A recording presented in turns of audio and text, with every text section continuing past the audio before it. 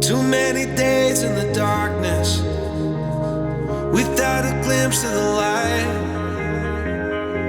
Running tired and broken and scared, but I swear I'll never give up the fight. Hola a todos, bienvenidos a esta nueva entrevista dentro del ciclo Turismo Post-COVID que hemos organizado desde la Universidad a Distancia de Madrid. Es un honor para mí presentaros a Rodrigo Martínez, director ejecutivo de The Boring Guest. Es un joven inquieto, apasionado por las nuevas tecnologías, que busca apoyar la transformación de empresas del siglo XX en empresas del siglo XXI. En la actualidad trabaja por cuenta propia, con propietarios, fondos de inversión y family office, en la creación o mejora en los procesos de gestión, desde creación de cadenas a proyectos de otras envergaduras, como proyectos de reposicionamiento de producto y activo, aplicando innovación y visión diferencial en el ámbito comercial para un mercado de valor. Actualmente también es el director del programa avanzado en Real Estate and Hospitality del IE Business School. Y me gustaría destacar que en su trayectoria profesional pasó por Meliá Hotels International, reforzó sus conocimientos en la gestión operativa, tanto desde el hotel como en sede corporativa dentro del Departamento de Operaciones de Executive. En el Instituto Tecnológico Hotelero y en CEAT trabajó en la vinculación a la innovación para el negocio y el desarrollo de proyectos para el sector con el objetivo de mejorar la competitividad de la hotelería a nivel nacional. En GAT, gestión de activos turísticos, tuvo un acercamiento más implícito con el mundo de la inversión inmobiliaria en hoteles, trabajó para incorporar innovación en reposicionamiento de activos y optimizar la gestión con el empleo de tecnología y automatización de procesos. Rodrigo, bienvenido al ciclo de conferencias Turismo Post-COVID de la Universidad de Distancia de Madrid, que desde ya es tu casa. Antonio, muchísimas gracias. Primero por la invitación, segundo por la introducción, cosa que te agradezco, especialmente por lo de joven. Muchas gracias y es un auténtico placer compartir con vosotros este tiempo. Gracias a ti. Rodrigo, en un mundo globalizado afectado por la misma pandemia, el turismo es el sector más afectado por la implicación humana que conlleva. Pero teniendo la estructura hecha como en el caso de España, ¿no sería cuestión de esperar solo a que llegue la vacuna y volver a la nueva no normalidad? Voy a recoger una palabra, Antonio, que me acabas de hacer, y es estructura. Me gustaría responderte bajo una estructura de tres posiciones, que es la situación personal, la empresarial y la social.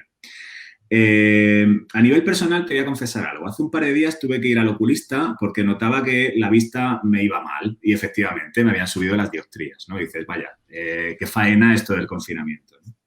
También a nivel personal, ahora que sabes que por hora se puede salir un poquito, pues aprovecho para dar una vuelta. Entonces, me doy cuenta de que estoy viendo más colchones en los contenedores de basura de los que nunca había visto en mi vida, ¿no? Y entonces reflexiono sobre lo que puede estar ocurriendo, ¿no? La gente no está durmiendo bien, incluso yo también he sido afectado y he tenido algunos problemas de tipo muscular con la espalda. No sé por qué, no sé si es psicológico o es real, o es que el confinamiento no me ayuda a tener una actividad normal y por lo tanto el cuerpo me dice aquí pasa algo, ¿no?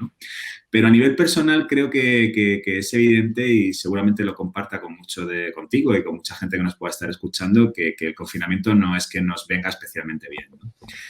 A nivel empresarial y al igual que a nivel social, yo creo que al final tenemos que entender que lo prioritario ahora mismo es la seguridad y la salud pública y la salud de los turistas, de nuestros empleados y de toda la actividad en sí, ¿no? Bajo esta premisa, creo que el sector empresarial, también con la ayuda en muchos aspectos de la administración pública, está llevando a cabo la realización de numerosos protocolos y, sobre todo, definición de numerosos procesos que vayan a garantizar la apertura, pues, de las agencias de viaje, las aperturas de los vuelos, aunque, bueno, podamos ver en algún momento algún vídeo que quizá no corresponda, o sí, pero vaya, que seamos críticos al respecto es bueno. O de los hoteles, ¿no? Donde fundamentalmente hay ahora mismo un trasiego de protocolos muy importante e interesante y creo que por primera vez se están poniendo en común mucho conocimiento que nos va a ayudar a poder garantizar esta seguridad que es lo que ahora mismo debe primar, ¿no? Y en tercer lugar, creo que también hay una reflexión importante o interesante a nivel de sociedad. ¿no? Quiero decir, resulta curioso ver lo debilitado que estaba nuestro sistema, ¿no? Parece ser que un pequeño virus ha sido capaz de decir, oye, os voy a parar durante un tiempo, ya si acaso os digo cuándo reempezar o cuándo reactivar vuestra actividad social, que es extremadamente dependiente de la actividad económica, ¿no? Claro, aquí las reflexiones van mucho más allá y tampoco es cuestión de trascender especialmente. Hay teorías o hay principios como los que puedan ser de Jeremy Rifkin, hay un muy buen libro, por cierto, que es el de la sociedad de coste marginal cero, entendiendo para los puristas que el coste marginal cero es prácticamente imposible. Pero su planteamiento es curioso, ¿no? Porque él lo que decía es que dependemos tanto del dinero que seguramente, según como él mismo declara, en 30 años el dinero deje de existir y la relación entre los seres humanos sea una relación de servicios, ¿no? De intereses por servicios, ¿no? Lo cual puede parecer muy innovador, pero quizás solamente nos remonte a un concepto más similar a la Edad Media. Mientras que todo eso ocurre o no ocurre, considero que tenemos que empezar a abrir y empezar a ver la luz, garantizando siempre la seguridad y la salud como prioridad número uno. Pero al final, como se suele decir, esto tiene que continuar y tenemos que sacarlo adelante entre todos, sabiendo que es a título individual y como persona, con nuestra distancia de 2 metros, con nuestra mascarilla y evidentemente con las medidas que se están estableciendo como protocolos primarios. Si cumplimos esto, saldremos lo antes posible de lo que nos ha tocado. ¿Crees que es el momento de la innovación? ¿Es el momento de la innovación tecnológica para el sector turístico? ¿Cuál sería la razón? ¿Cómo solucionaría, por ejemplo, la tecnología, la ocupación en un avión o el espacio en una cafetería? Yo creo que el momento para la innovación tecnológica es siempre. Creo también que la tecnología no es la solución de per se. Creo que la tecnología es una herramienta que nos puede ayudar, lógicamente, a mejorar muchas cosas. Lo que nos está ocurriendo ahora mismo creo que va a acelerar muchísimo lo que se ha dado en llamar transformación digital. Es decir, los procesos de transformación van a ser muchísimo más intensivos y seguramente afecten de diferente manera en varios puntos, ¿no? Y me explico. Ya, sin darnos cuenta, hemos llevado a cabo un proceso de digitalización importante. De hecho, tú y yo ahora mismo estamos haciendo evidente algo, ¿no? Y es que esta nueva situación nos ha obligado a entender una forma de trabajo, ¿no? El teletrabajo, como una realidad que realmente es posible. De hecho, es casi que lo único que nos sustenta a muchos sectores en la poca actividad laboral que hay, ¿no?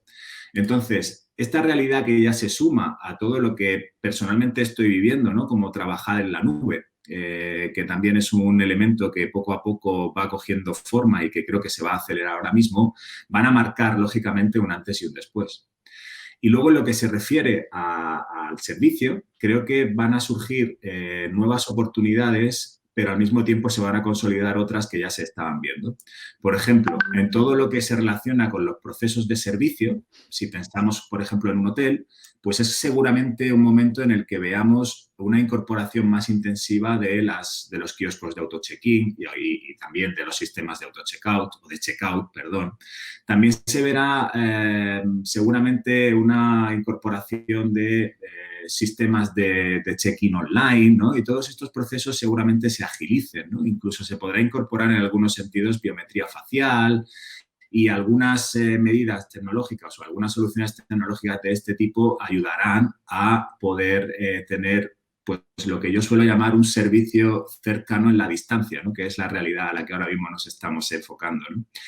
Cuando luego entremos seguramente en restaurantes, pues es probable que veamos cómo a través de QRs podremos acceder a la oferta y a los menús que hay, incluso cómo desde nuestro propio teléfono podamos hacer el pedido, ¿no? Y la relación no sea solamente una relación digital entre el cliente que pide al camarero, sino que también será una relación entre el camarero que manda la comanda a la cocina, ¿no?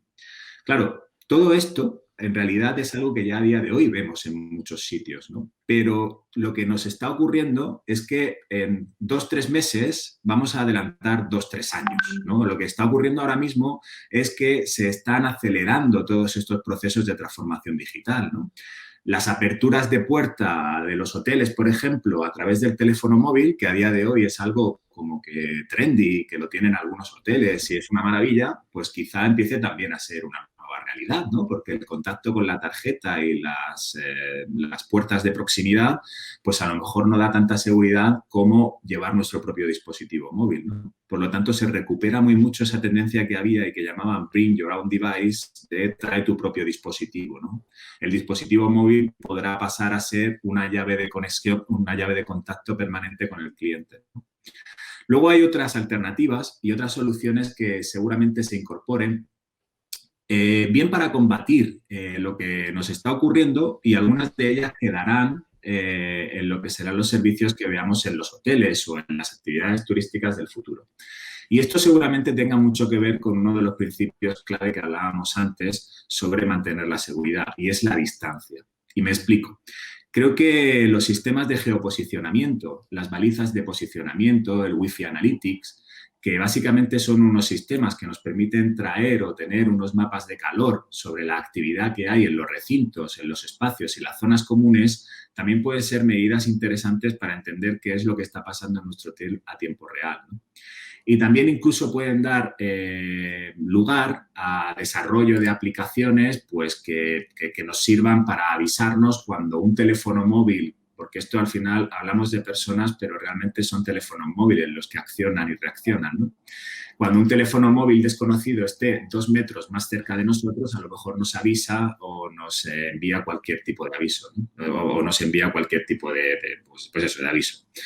Entonces, creo que por una parte nos va a ayudar a acelerar los procesos de transformación digital. Por otra parte, se incorporarán nuevas soluciones tecnológicas que buscarán sobre todo garantizar la seguridad que hablábamos previamente, ¿no? Nos ocurrirá, como ocurrió en su día con los atentados del 11S, que algunas de estas soluciones o decisiones que se tomen quedarán como permanentes, ¿no? Y esto es claro cuando vemos cómo son los aeropuertos a día de hoy y cómo lo eran hace 15 o 20 años, ¿no? Pero en todo caso, y como decía al principio, creo que la tecnología siempre debe ser bienvenida, no es la solución, y lo realmente importante es entender el porqué de las cosas y cuál es la mejor herramienta para poder solucionar los problemas a los que nos estamos enfrentando a día de hoy. Rodrigo, se habla de pasaporte sanitario, ¿vale? Sí, hilando un poquito con lo que venías diciendo. ¿Puede atentar contra la privacidad personal de cada uno de nosotros, siendo incluso discriminatorio? ¿Pasaría lo mismo con escáneres faciales, lectores de retina, que a priori pueden estar bien para salir de esta pandemia? Pues una pregunta muy interesante esta, ¿no? Es cierto que también va más allá de, lógicamente, lo que es la actividad turística, es la forma en la que nosotros entendemos la relación con la tecnología, ¿no? Se habla mucho de pasaporte sanitario. De hecho, hace unos días la OMT declaró que Canarias iba a ser el primer destino que iba a contar con un pasaporte sanitario turístico, ¿no? Cosa que me parece muy interesante, ¿no? Lo que ocurre es que reflexiono con vosotros. Realmente creo que este tipo de acciones fundamentales, muy importantes y que son muy bienvenidas por el sector, tampoco, no sé hasta qué punto garantizan una seguridad. Y me explico. No se aleja mucho de una tarjeta sanitaria que podemos tener en muchas comunidades autónomas a día de hoy en España, ¿no? Salvo que está en un teléfono móvil y a lo mejor es una aplicación, ¿correcto? Lo importante aquí sería entender cuál es el volumen de actualización de esos datos. Y me explico. Si no me equivoco, el coronavirus tiene unos 5 días más o menos de media en los que uno puede tener síntomas, ¿no? En los que aparecen los síntomas provocados por una infección, ¿no? Aproximadamente. En esos 4 o 5 días pues evidentemente hay un flujo, hay un funcionamiento, hay un voy y vengo, te relacionas con gente y puedes ser infectado, ¿no? ¿Cómo se actualiza esta información en este proceso de infección? Y también incluso con los que son asintomáticos, ¿no? Llegamos a un punto donde es necesario saber cómo garantizar esta información. Se está hablando también incluso del empleo de blockchains para garantizar todo este proceso. Como sabéis, el blockchain básicamente es una tecnología bastante compleja en cuanto a que son cadenas de bloques que van transmitiendo una serie de datos entre cadena y cadena y fundamentalmente lo que hacen es garantizar y encriptar la información que se recoge en esos datos, ¿no? Bien, esto nos ayudaría a tener garantías de que la información que hay ahí dentro es correcta. Pero la actualización de la información sería necesaria en base a soluciones como las que tú ahora mismo estás mencionando, ¿no? Temas de medidores de temperatura, de biometría y que básicamente nos acerca a un mundo nuevo que es el del famoso Internet de las cosas, ¿no? El Internet of Everything o el Internet of Things. Y esto es un planteamiento donde uno puede escuchar muchas opiniones al respecto. Tenemos situaciones como las de China, donde es curioso, pero evidentemente su situación política y el tipo de Estado que son, pues facilita, y sobre todo la estrategia que han tomado y la importancia que para ellos tiene la tecnología en su desarrollo futuro, ¿no? Pero es curioso porque en China la implantación del Internet de las cosas es una realidad, ¿no? De hecho, incluso hay determinadas ciudades que tienen monitorizada toda la actividad del flujo de los ciudadanos por la ciudad, por la calle. Y curiosamente hay como una especie de carnet de ciudadano donde si tú, por ejemplo, te saltas un semáforo y te ha visto el vídeo o te han grabado en vídeo y por biometría te han identificado, te saltas un semáforo, reduces puntos y a lo mejor el día de mañana no vas a poder entrar en la universidad que quieres, ¿no? Claro, esto es una pregunta. Dices, oye, ¿es este el tipo de vida y sociedad que nosotros queremos? Seguramente haya muchas respuestas, ¿no? Yo a título personal, a día de hoy, creo que cada uno debe pensar muy bien cuál es el precio de sus datos, ¿no? ¿Qué tipo de datos son los que se pueden compartir? ¿A quién y con qué intenciones, ¿no? Y a partir de ahí, una vez más, creo que el futuro de todo lo que nos espere pues será un poco la realidad de que cada uno quiera aplicar de forma individual, ¿no? Por mi parte, creo que el trasfondo debe ir mucho más allá. Creo que compartir datos con carácter sanitario para entender que la conducta de cada uno, la conducta individual, salvaguarda el futuro de la comunidad, de todos, me parece un punto importante para compartir datos. Si luego también a título individual considero que es interesante compartir mis datos en redes sociales o en otro tipo de sistemas y en contrapartida puedo entrar a ver vídeos de gatitos gratuitos en Instagram o cosas que me gustan, pues eso ya es una decisión personal, respetable y que no hay una máxima ni una respuesta global. Cada uno tiene que saber cómo funciona y qué precio tienen sus datos. Siguiendo un poco con la tecnología, ¿no? Hablamos de automatismos, robots, códigos QR que han venido para quedarse, es algo que ya se está utilizando y que son una oportunidad para ingenieros, informáticos, matemáticos, físicos, etcétera. Pero ¿qué pasa con los trabajadores actuales del sector turístico o aquellos estudiantes de turismo que están ahora mismo en las facultades españolas con su contabilidad, con su gestión de empresas, con algunas pinceladas de aplicación de las TICs, pero en pocas? ¿Qué va a pasar con ellos? ¿O qué es lo que piensas tú?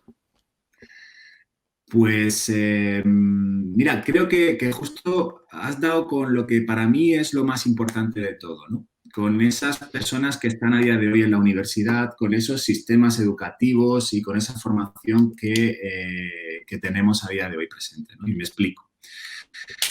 La pregunta aquí sería que cuál es la sociedad que nos, una vez más, cuál es la sociedad que pensamos en el futuro, ¿no? Si es una sociedad regida por máquinas o regida por personas, si es una sociedad híbrida. En cualquier caso, hay un principio que se lo atribuyen a Schumpeter o a otros también en algunos casos, que es el de la destrucción creativa, ¿no? Que básicamente viene a decirte que por cada nuevo puesto de trabajo que se destruye con una innovación tecnológica, se crean o se construyen otros tantos, ¿no? Las medidas luego ya varían, pero vaya, básicamente esto es interesante reflexionar sobre ello.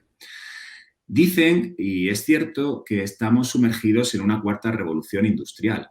Cuando miramos hacia atrás y vemos lo que ha ocurrido durante las 3 revoluciones industriales, lo que podemos afirmar es que estas revoluciones industriales nos han ayudado a mejorar como humanidad, y me explico, o como sociedad. Hace apenas 60 años, a mitad del siglo pasado, el 60% de la población estaba en una situación bastante precaria a nivel económico, ¿no? A día de hoy, pues básicamente lo ronda el 10%. Algo bien habremos hecho en todo este transcurso. Y mucha de esta culpa se la tenemos que achacar a la revolución industrial, que básicamente lo que nos ha ayudado es a crear una clase media que era inexistente hace unos años, ¿no? El asunto está en que la cuarta revolución industrial cambia las necesidades. La clase media que se ha ido creando era una clase media trabajadora especializada fundamentalmente en 2 cosas. La primera es que ejercía un trabajo repetitivo y la segunda es que tenía un nivel de especialización concreto, ¿no?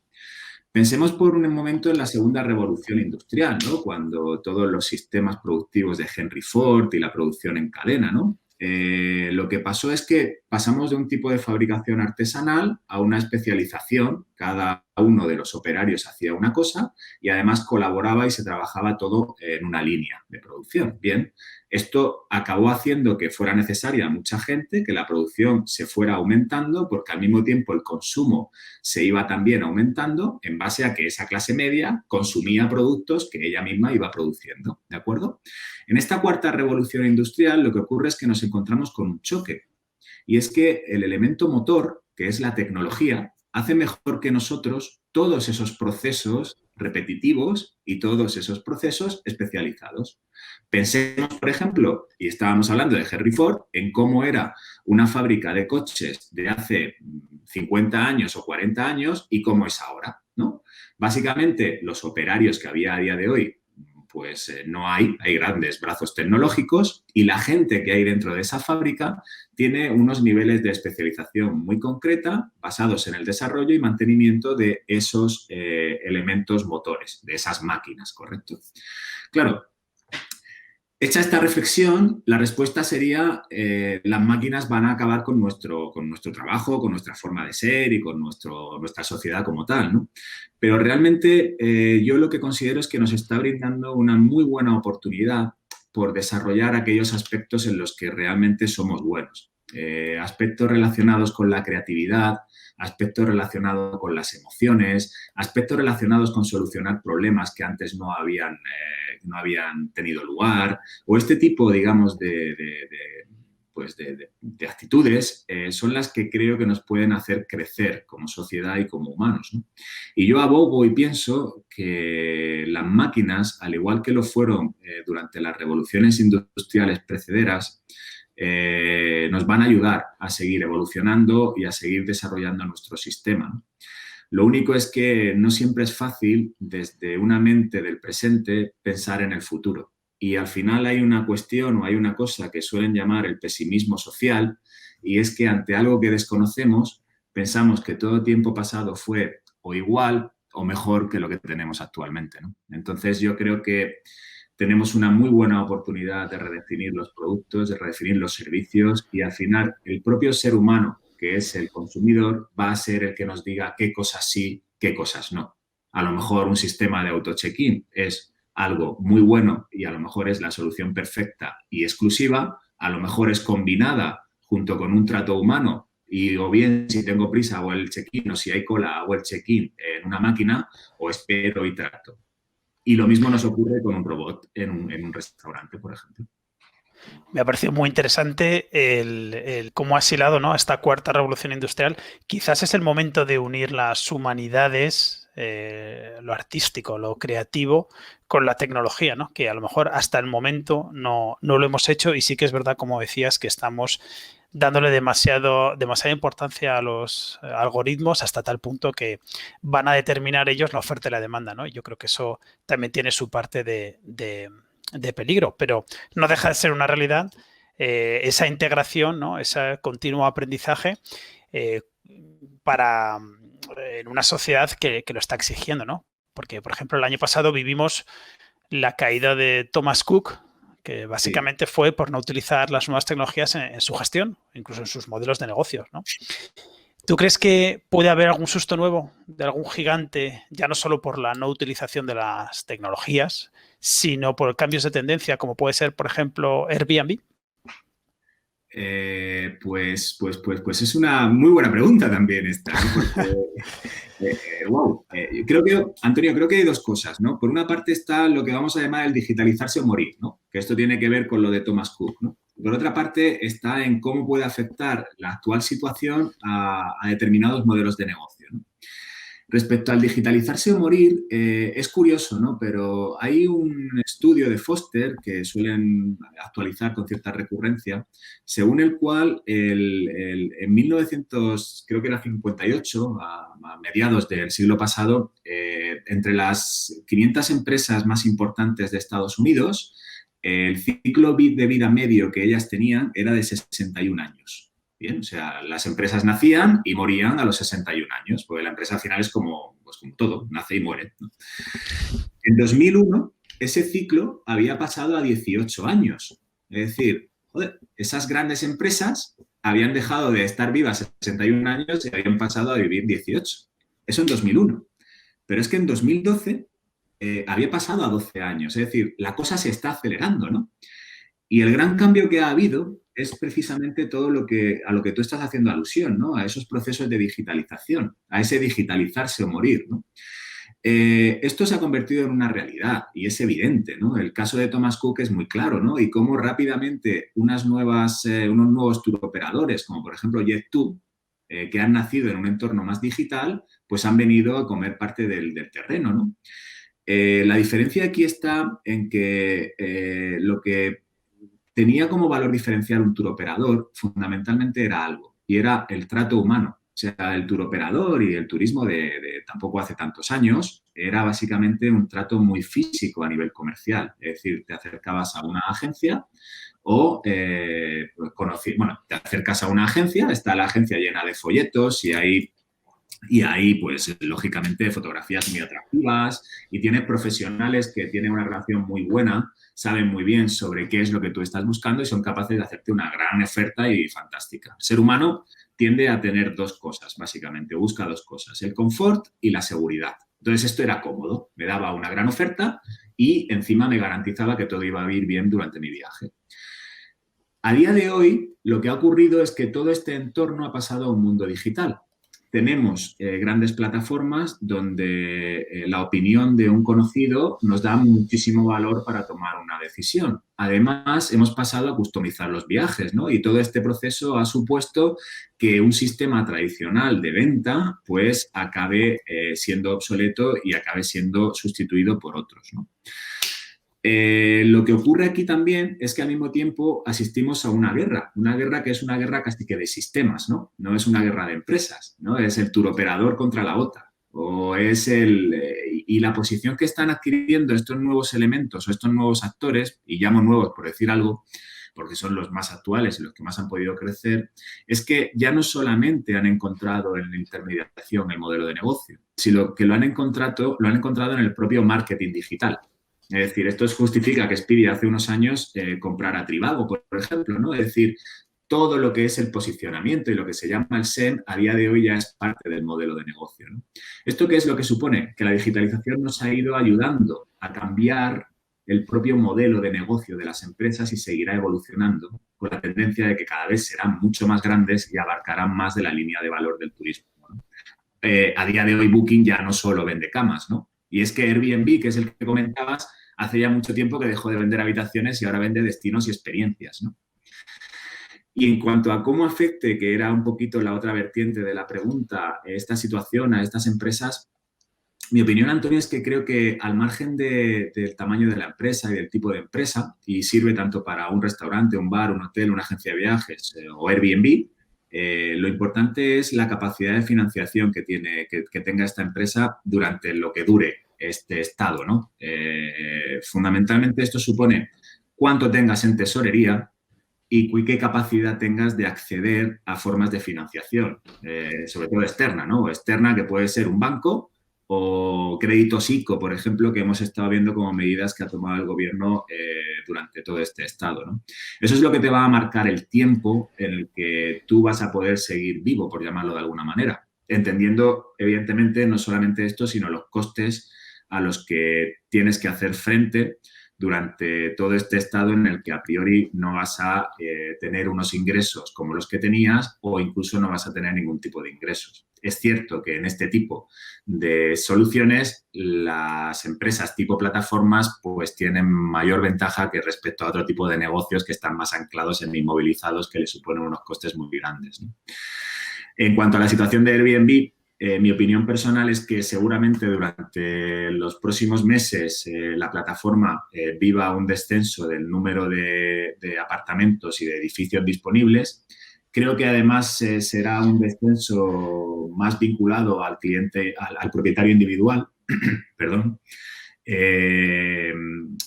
Pero al mismo tiempo se va a dar una casuística, ¿no? Dice, oye, lo mismo esto nos va a ayudar a que bajen los alquileres, según lo que se achaca muchas veces a Airbnb. Y curiosamente, Antonio, se da la casuística de que en este momento en el que a lo mejor empiezan a bajar los alquileres en la zona centro de las ciudades, que es fundamentalmente donde está Airbnb, la gente que vive en la zona centro se quiere ir fuera, ¿no? Entonces, esto es curioso lo que está ocurriendo, ¿no? Pero en definitiva, creo que efectivamente la digitalización es muy importante y respecto a lo que ocurra Airbnb no va a estar toda la vida. Lo que es realmente relevante es que la forma de entender el turismo o de entender el alojamiento que ha puesto Airbnb en nuestra cabeza, eso ya está dentro. Y se llamará Airbnb o se llamará como se llame, eso va a quedarse dentro, ¿no? Y esa es la reflexión que yo creo que será más interesante a considerar. Pues sin duda hay muchos cambios que tenemos que aceptar. Hay que pensar en un futuro no solo tecnológico, sino un futuro diferente, seguro que bueno. Rodrigo, ha sido un placer tenerte en este ciclo de conferencias.